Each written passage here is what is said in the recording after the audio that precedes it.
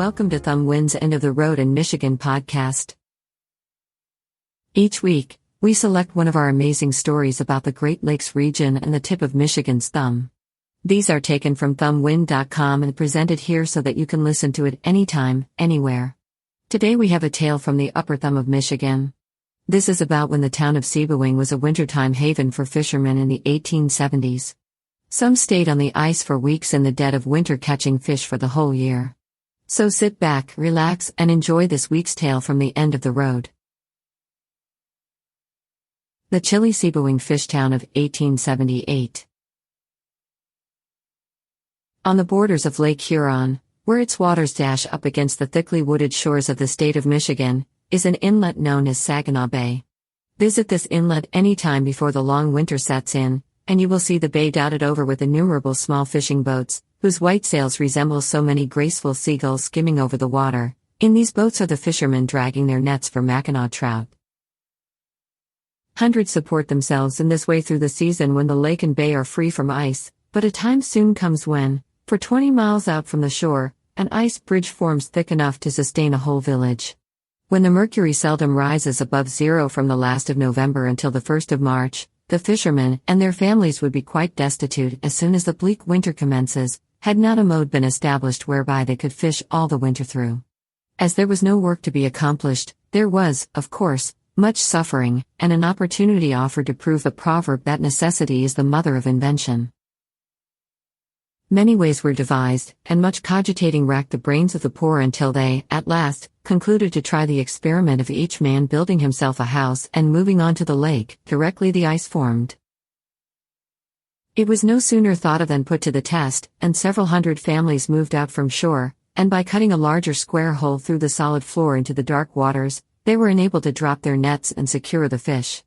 It seems almost incredible that it is possible for so large a number of people to live at once upon the ice, but it is a favorite haunt of Jack Frost, and he comes puffing and blowing from his home in the Spitsbergen regions with a blast that not only bites fingers and noses and tingles ears with a cruel nip, but keeps a solid foundation for the ice city for many months. If you never have been upon the shores of Sebewaing Fishtown in midwinter, you never have felt truly cold weather. The renown of this curious city reached us long before we were willing to accept the truth of the report, and it was not until we had visited it and beheld the markets and green groceries, the odd little log dwellings containing only one room, with a stove perched upon a shelf to prevent the ice from melting, and had peeped through the large square hole in the floor where the men were dragging in the fish, could we believe such a city really existed. Scarcely even then could we feel certain that it was not a myth, or a fairy village, that would soon slip away and leave, where were now roads and houses, taverns and markets, but angry, treacherous waters that would bear not a trace of the hundreds of busy workmen so recently living above them. The houses are built on wheels, much after the fashion of a photographer's portable house, have a door and a chimney, are furnished with very little comfort, and generally, contain from 4 to 5 people in each. The village lies 10 miles from shore and includes, besides a large number of dwellings, many markets and stores. We did not expect to see so many happy-faced people in such a dreary, desolate place. Possibly it might have been because of the unusual excitement that prevailed at the good fortune of bringing in 10-pound fish, or it might be owing to the clear western Sebewaing Fishtown climate, that we beheld so many sturdy people, but, I take it, it would lie quite impossible to find a city lad who could outstrip a Michigan boy in a long run here. He thinks nothing of skating 12 miles to shore and back than of walking 2 city blocks on a frosty morning. The clear atmosphere is invigorating and healthful, such a disease as pulmonary complaint never having been known. Once, 2 fishermen more venturous than the rest, remained a night too long in the fast-ebbing village, and in the morning not a trace of ice could be seen beyond the small cake upon which they floated. Fortune, however, served them a good turn, for, after floating in the lake for 2 days and nights, a cold east wind prevails which was sufficient to form a new bridge, and upon them they skated ashore. The lives of the inhabitants are thus fraught with danger, as a sudden change in the temperature may leave them at any time without their city, therefore, it seems to present constant fluctuation. The owners of the cabins, not being burdened with much furniture, are ever ready to close their doors and at a moment's notice drag their families to terra firma. But this does not often happen, as Jack Frost's visits are generally so prolonged as to leave no doubt regarding the safety of the city.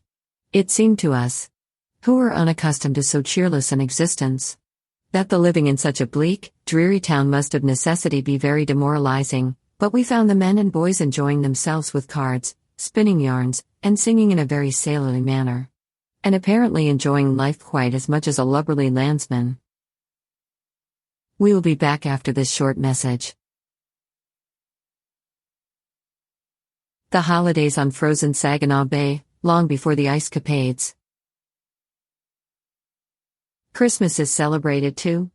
In these humble dwellings, and we found scarcely a house undecorated with a bit of pine and holly, the inmates rejoiced over the day Christ was born with as much real enjoyment as though they could celebrate the Advent with gifts befitting the wealthiest.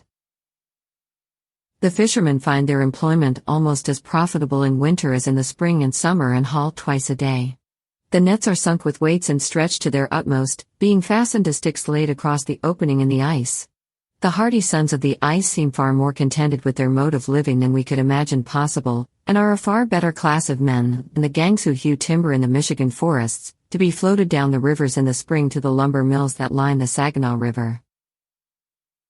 The road that leads to Sebewaing Fishtown carries the traveler through many tracts of unbroken snow and across plains and desolate country.